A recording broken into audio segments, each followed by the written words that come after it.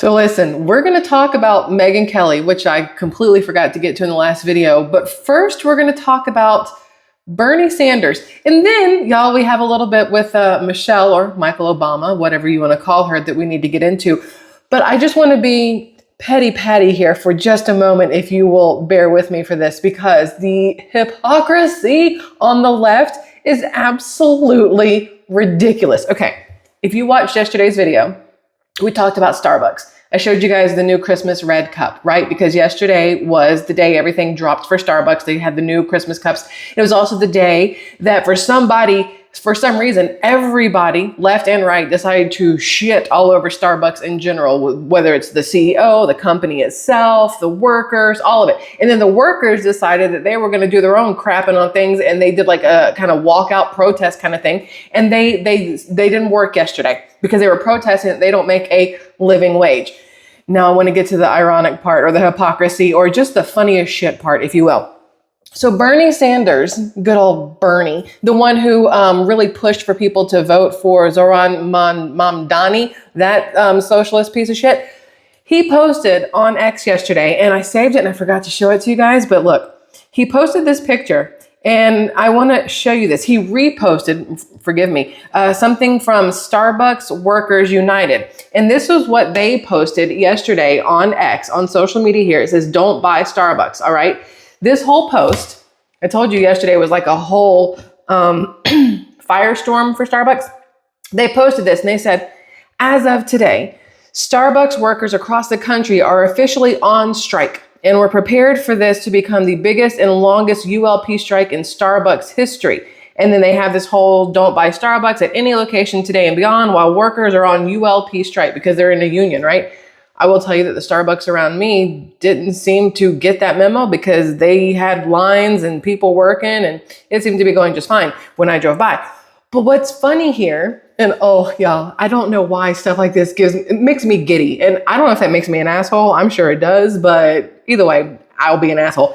Bernie Sanders posted it. He reposted it and he said, "Starbucks isn't a poor company. Last year, it made $3.6+ billion in profit and paid its CEO $96 million. And I'm doing it like angry because that's what I think we're supposed to be, right? $96 million while denying workers a living wage and decent benefits. And then he said, "Let's stand in solidarity with striking Starbucks workers."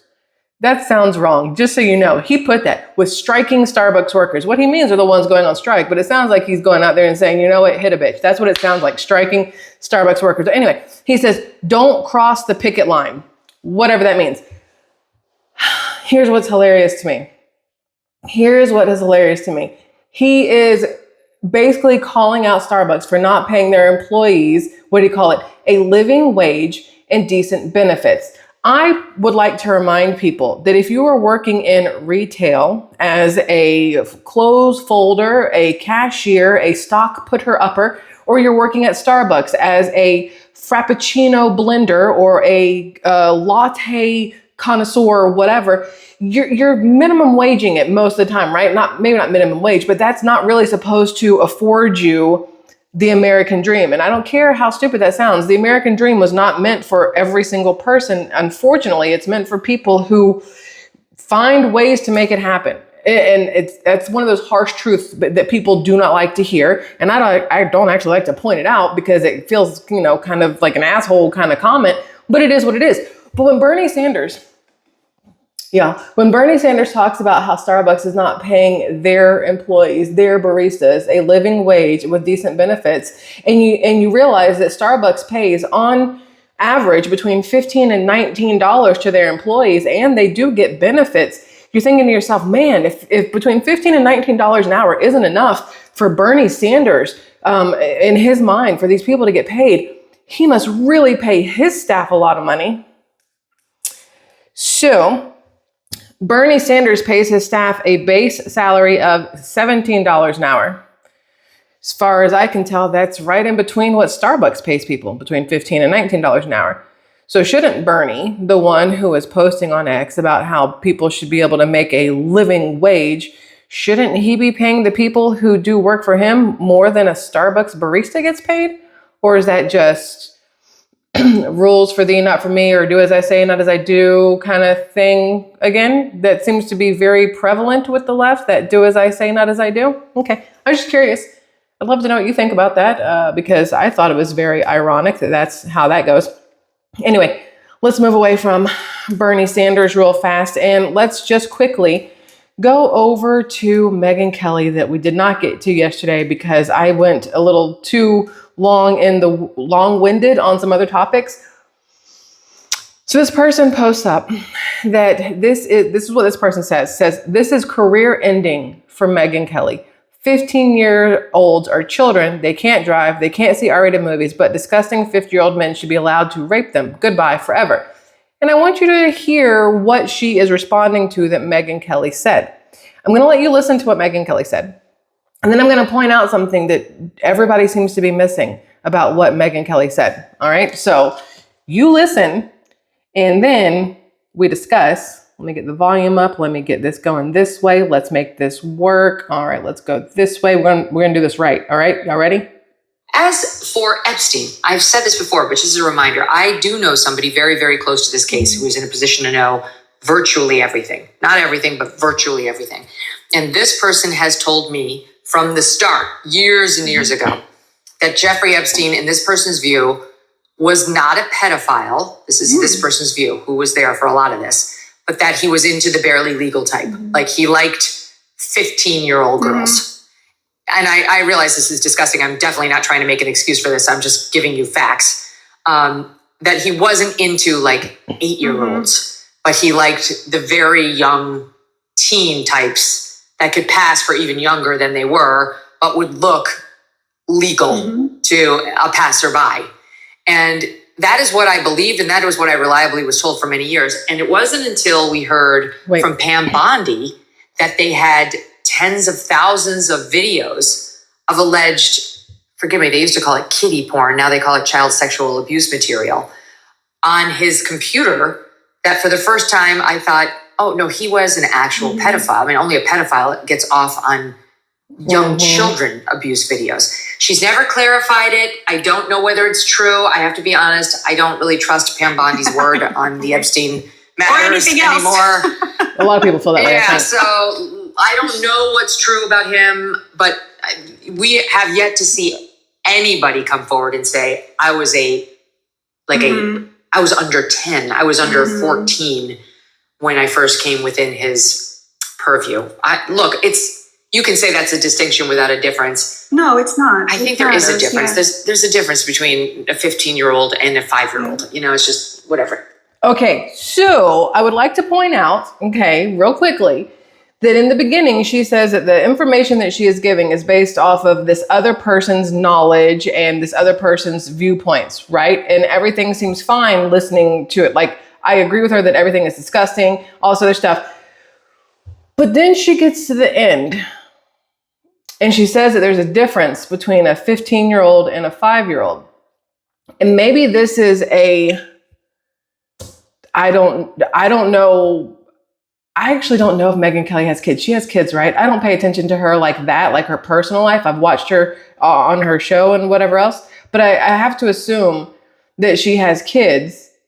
But if you have kids and somebody sexually assaults your 15-year-old or your 5-year-old, are you not going to have the same amount of rage no matter what age they are? Would you not try to end the life of somebody who sexually assaults your 5-year-old the same way you would if they sexually assaulted your 15-year-old?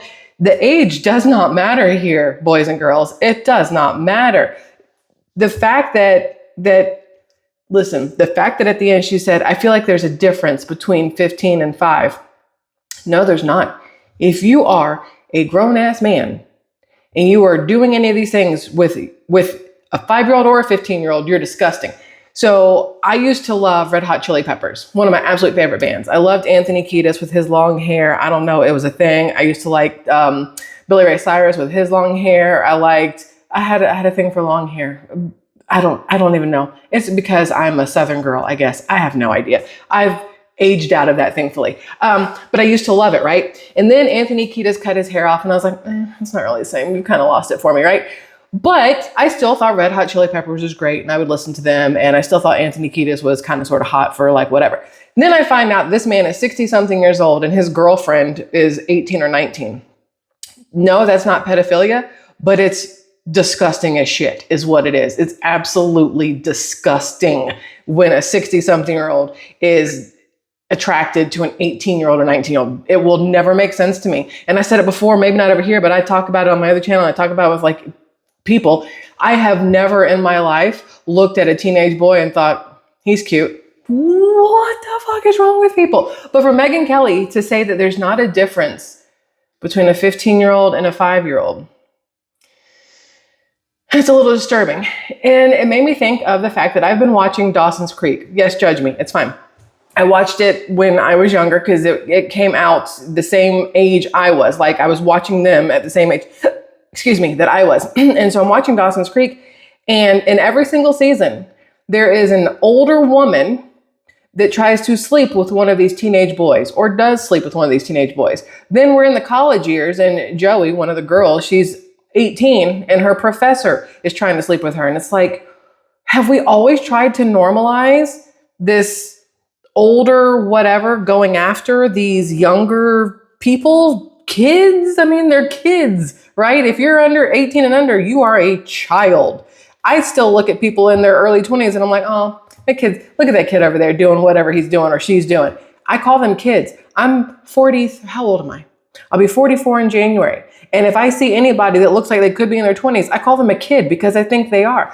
But you have these grown ass people out here doing whatever it is that they do with what I would consider to be a kid. And for Megyn Kelly, y'all, I don't think it's going to be career ending for her. I do think it may have people look at her a little bit differently when she says that she doesn't see a difference or that there is a difference between a 15-year-old and a 5-year-old. There's really not. If you think there is, because there's really not. Now, there's a big difference between pedophiles and statutory rape, right? Like those are two totally different things. If a 17-year-old sleeps with a 15-year-old, that's one thing. If a 37-year-old is trying to sleep with a 15-year-old, you should be immediately castrated, 100%, no matter what, because that's pedophilia, right? But when she said that they've changed the names of these different things, you know, MAPS, minor attracted persons, instead of pedophile, because they want to take the stigma out of it. And you see these people that go on talking about how there's nothing wrong with people who feel that way. It's just their sexual orientation and blah, blah, blah, blah. This world is like slowly just becoming as fucked as humanly possible. Like the way that people are thinking and trying to rationalize certain things makes no sense to me. And when you have Megyn Kelly jump in there and go, I mean, it's not so bad if it's 15. At least it's not 5. Ma'am. Ew. Like, okay. Does she feel the same if it's a boy? Like does that mean that she looks at a 15-year-old boy and is like, oh, it's fine. At least he's not 5. Like, I need to understand how that thought process hit her brain. And then she goes, I should say this out loud. I don't get that one. This is also why we did not do a live stream on this today, which we were going to do. But I realized this conversation, if I were to do it live, YouTube could completely just take my stuff away. This way, as I'm uploading, I will know if YouTube's going to give me like a full-on red, because for some reason, some channels can have conversations. My channel cannot. I'm not quite sure why. It's okay for some and not for others to have the same conversation. Megyn Kelly's stuff is up there. So hopefully we're good. Fingers crossed here that we can have this conversation and not get by YouTube. Okay, so anyway, after that one, I want to talk to you about, oh, come on. Wait, don't go anywhere. I'm going to find it because it was absolutely, where'd it go? Come on, Obama, where are you at? Michelle Obama, you're here. I have so much stuff that I have saved. We're just going to scroll and scroll and scroll. Candace Owens, no, that's, oh, so this is the other thing. Socialist Seattle Mayor-elect Katie Wilson's first move after winning the election was to boycott Starbucks. It's a hometown company. It was started in Seattle on Pike Street. Like it was started right there. And her first move is to boycott the company. I feel like, just go ahead and bite the hand that feeds you kind of thing. Anyway, whatever. Okay, so then where is this? Y'all want to listen to Michelle Obama? I know you don't, but we kind of got to. Okay. First off, I would also like to point out that before we start listening to her, she is sitting with Tracy Ellis Ross, who is the daughter of Diana Ross. Diana Ross, a black female, and Tracy Ellis Ross, she's from the show Blackish with Anthony Anderson or whatever his name is. Her father is Jewish, which isn't white, but it's like white adjacent. You know what I mean? Like if we're talking skin tone here, it's like white adjacent. I don't know if that's probably not politically correct, but right. So I just want you to remember that that's who she's talking to while she says the dumb shit that she says. And I want you to listen to the dumb shit that she says. Volume. Oh, bless it. All right, here we go. Y'all ready for this? You're welcome. Worry about it. Let me explain something to white people. Yeah. Our hair comes out of our head naturally in a curly pattern. So when we're straightening it to follow your beauty standards, we are trapped by the straightness. That's why so many of us can't swim. And we run away from the water. People won't go to the gym because we're trying to keep our hair straight for y'all. It is exhausting. It is It's ignorant. so expensive and it takes up so much time. Braids are for y'all so we can work harder and focus on the work. So why do we need an act? Listen. An act of law to tell white folks to get out of our hair. Don't tell me how to wear. Okay, I'm done with her. There's ignorance and there's just like, just retarded ignorance. Like, what are we doing? She says, this woman is literally sitting on this stage and saying that the reason black women straighten their hair is to make white people happy. What? So you're telling me that if I go out and get braids or whatever, it's cultural appropriation. But if you straighten your hair, it's not, and you're doing it to please me? Bitch, I don't care what your hair looks like. I do not care what your hair looks like. My daughter is mixed. For those of you who don't know, my husband is black. My daughter is mixed. Guess what she does not do? Straighten her hair. You know why? Because her hair is curly and it's gorgeous and I absolutely love it and she loves it. And you know what she's not trying to do? Look white, like Michelle Obama just basically said that she tries to do on a daily basis by straightening her hair. If she really was all about black woman, black female power and everything else, wouldn't she just have her natural hair and say, screw you white bitches, and then just leave her hair the way it's supposed to be? No? I'm just curious. It's one of those things, again, like, do you think she hears the things that are coming out of her mouth as she's saying them? Do you think she thought it through at all? Or she's just pandering to whatever crowd is there? She does have a book coming out, kind of like Kamala Harris. So you got to go on this tour and talk about this book. And you got to, incite, I guess, anger or laughter might be a better one. And that way people start talking about you. And, good job, Miss Obama, Mr. Obama. You did good because I'm talking about you, but I'm talking about you because you're stupid. And I don't think that's really the goal that she had in mind. Either way. So there's that, which was, I thought, absolutely ridiculous. I think even Amala Ekpanobi posted about her. Did I save that one? Oh, maybe not. I could have sworn I saved it where Amala was like, what are we doing here? Like, how are you doing this? Amala Ekpanobi, I believe, is also mixed and her hair is all different kinds of ways at all different times. It, sometimes it's straight, sometimes it's curly, sometimes it's, braided, sometimes it's not. I think she's great. Oh, this is what she said. Oh my goodness, she's doing it again. This woman never stops complaining about hair and beauty bullshit, which is exactly what it is. Ma'am, you're in your 50s? Why haven't you moved on from this? Do you need people to tell you that you're pretty? Do you need people to tell you that your hair is beautiful? Do you need some sort of pat on the back for whatever it is? I mean, I guess sleeping with Barry, whatever. Why is this still a thing? Look, I'm wearing the same shirt I wore yesterday. I wore it all day yesterday. I slept in it. And then I put on some different pants today. It is what it is. You don't see me out here trying to be all kinds of whatever because I don't give a shit. I really don't. I don't care if people are like, oh my gosh, she's so pretty. I appreciate you. I love you. It does make a girl feel good. But at the same time, if you're like, bitch, you were uglier than a dog's butthole. Listen, it is what it is. You can't win them all, right? But she literally go out on a stage and try to convince people that she is the best thing since, I don't know. I don't even know. I was going to say being able to tuck it back and, tape it up so that people can't tell you have a dick. But I don't know. Whoever came up with the tuck and pose thing. Anyway, where were we? Let's go back to what we were doing. Sorry, I got sidetracked. I said we're going to talk about Starbucks. I said we're going to talk about Bernie. We talked about Megyn Kelly. I said Michelle Obama. I feel like I said something else that we were going to talk about. We're going to talk about this tomorrow because there's a lot more going on. Snap. There's all kinds of stuff for Snap. So we'll do that in a whole different video tomorrow. But I would like to point out something to you here that I thought was interesting if I can get back down to it. So, good old Chucky boy, Chuck Schumer. Oh my gosh, side note, y'all. Today, my husband and daughter and I, we went down 30A. It's in the Walton County area of Florida. It's like this long little beachy stretch of whatever. And that's where I like to call it the Trump house. I've shown you guys some stuff before. The Trump house is off 30A in watercolor. I don't know. But he always has this big banner hanging off his house. And he got into some like super political fights and money fights with the HOA and the city and the county and whatever else. He won because they couldn't tell him he couldn't have his banners. But we drove by today. So the last one we saw was after Charlie Kirk was murdered. He had a thing for Charlie Kirk. Before that, during elections, he had things for President Trump and whatever else. We drove by today because I was driving. I couldn't get my phone out in time and my husband fell asleep because the passenger seat is real comfortable in a Ford Expedition, I guess. And it's just like Napville over there. So I'm driving and I realize this guy has 3 new posters.